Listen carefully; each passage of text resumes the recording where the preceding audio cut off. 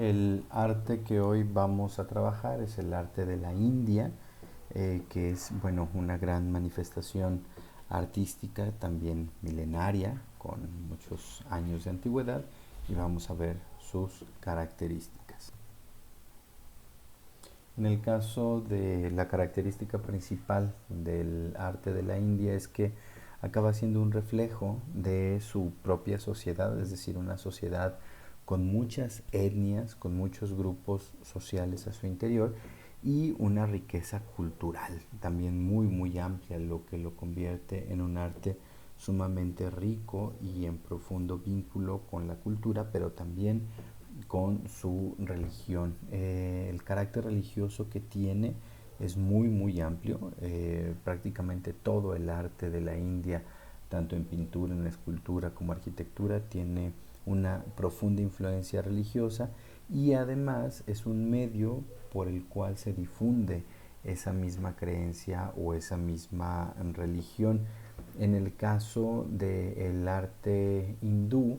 va a encontrar en la manifestación de la naturaleza eh, como un fuente de inspiración. La mayor parte de los elementos naturales, el agua, el aire, el fuego, la tierra, tienen para ellos un carácter sagrado que tiene un profundo vínculo con el orden universal. Es decir, ellos ven la vida, ven su realidad, ven su entorno como un medio para poder alcanzar digamos, estado extra humano, o sea, extrasensorial, que los vincula con sus deidades. Hay que hablar un poco de esta civilización de la India. Hay un periodo, hay un momento del cual se toma partida, que es el hace 2500 años antes de Cristo, y bueno, ellos habitan o se posicionan en la península de la India y van a iniciar con el cultivo de arroz, que pues lo mismo va a pasar en Asia, es el mismo cultivo que se va a propagar. Y bueno, hay una serie de invasiones que van a generar que esta cultura se vaya mezclando y vaya teniendo contacto con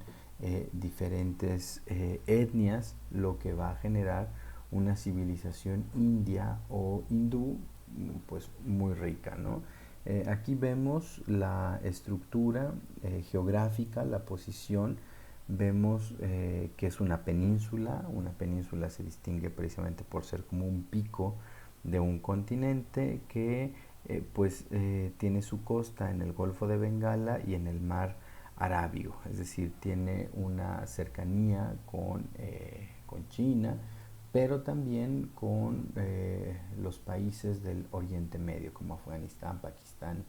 Irán, y bueno, pues es uno de las ubicaciones de las que podríamos hablar. En cuanto a la cuestión de las clases sociales, ellos van a tener una sociedad sumamente estratificada, una sociedad que está muy dividida en cuestiones de clases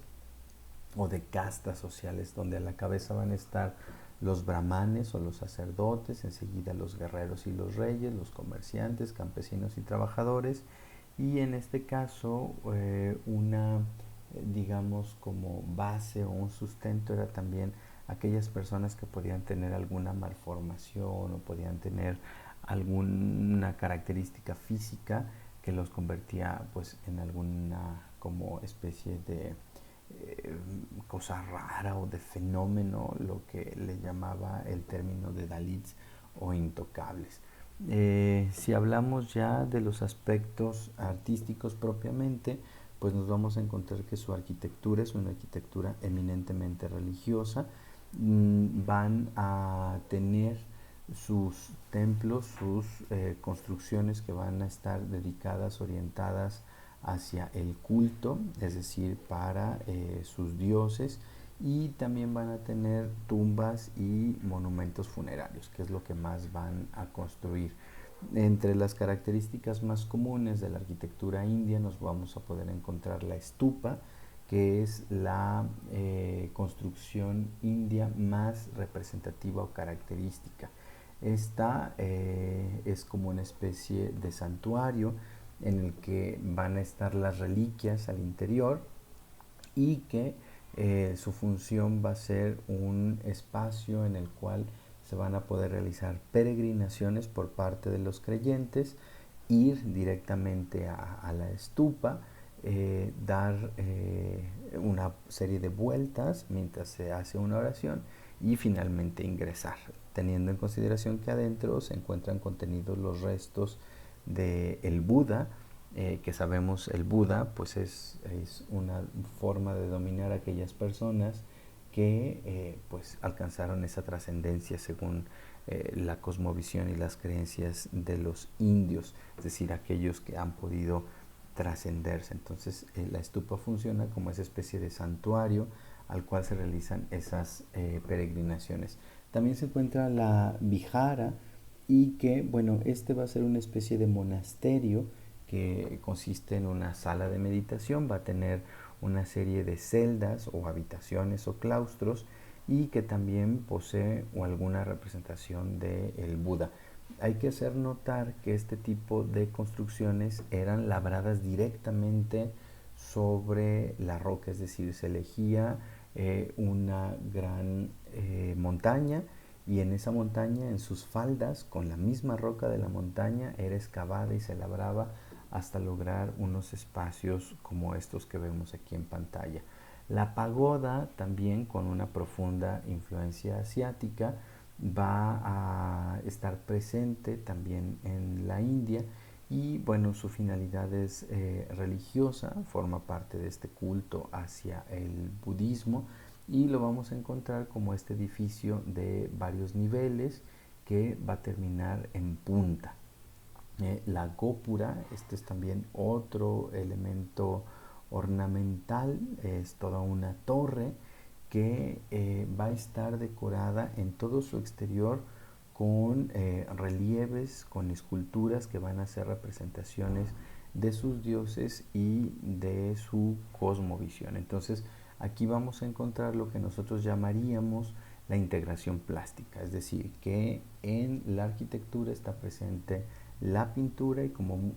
la escultura, y como muchas de estas esculturas estaban pintadas, pues iban a completar también este conjunto de pintura, escultura y la arquitectura. La Sikara es un templo también que se hacía en la India, solo que este tiene la particularidad que antes de ser templo era una montaña. Entonces podemos ver lo importante que para ellos resultaba su creencia, su religión, de tal modo que se pudieran generar estos espacios y destinar todo un trabajo dedicado a la construcción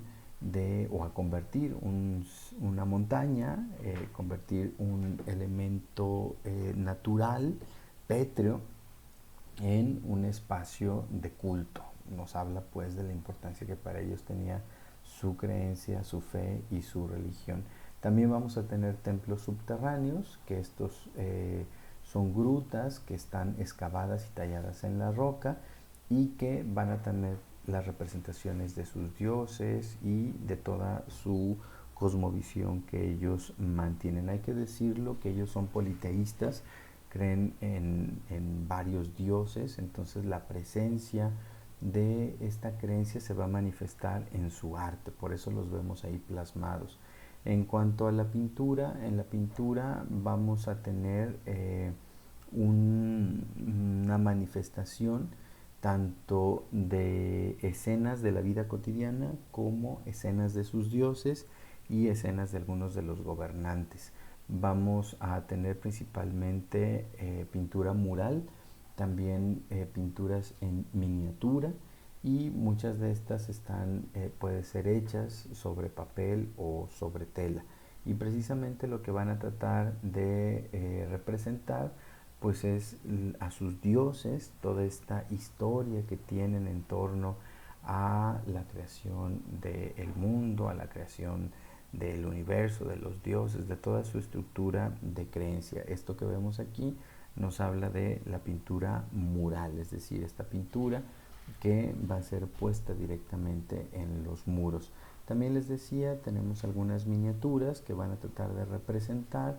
ya sea escenas de la vida de sus dioses o de lo que cotidianamente pues ellos tenían, ¿no? Como sus costumbres. Hay que resaltar aquí también que todavía hay algo de presencia de ley de la frontalidad. Seguimos viendo los rostros, algunos de los rostros de perfil, no los alcanzamos a ver totalmente de frente y carece de profundidad. Lo vemos aquí, pareciera que está todo en un mismo plano. Por supuesto va a ser policromada, es decir, va a tener la presencia de muchos colores y las técnicas pues van desde el temple, el óleo, la pintura mural al fresco, que también va a estar presente en este tipo de pintura. Seguimos viendo la influencia del oriente en esta forma que tienen de representarlos, donde una vez más se pone de manifiesto la falta de profundidad, la falta de proporción y bueno, lo que va a ser la parte de la ley de la frontalidad, en donde seguimos viendo el rostro de un costado. Esta manera de representar